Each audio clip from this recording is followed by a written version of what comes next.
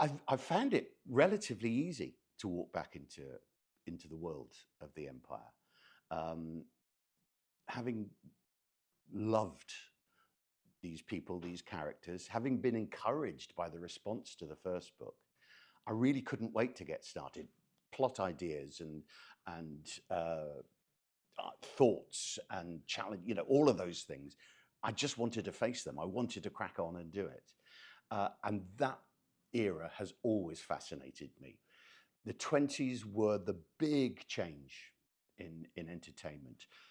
We allude to and we look at the start of the recording industry, which is a big moment, which was starting in the 20s. Movies were starting, and theatre was having to change and to adapt.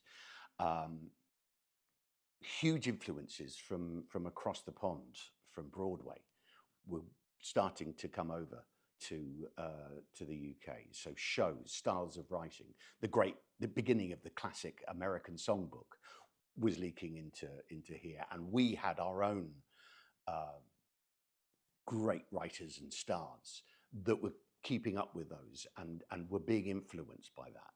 So it was lovely to remind myself of, the start of the careers of Noel Coward, of Ivor Novello, uh, the great writers and stagers, and these theatres were also changing. They were changing their style and their look and how they got audiences in and what audiences were expecting and what they needed, because other things were now coming along that were vying for their attention. Like I say, the cinema was becoming massive. Talkies were taking over. So the theatre had to change, had to adapt, had to become appealing for audiences. And Jack and Grace have a challenge in order to make that work.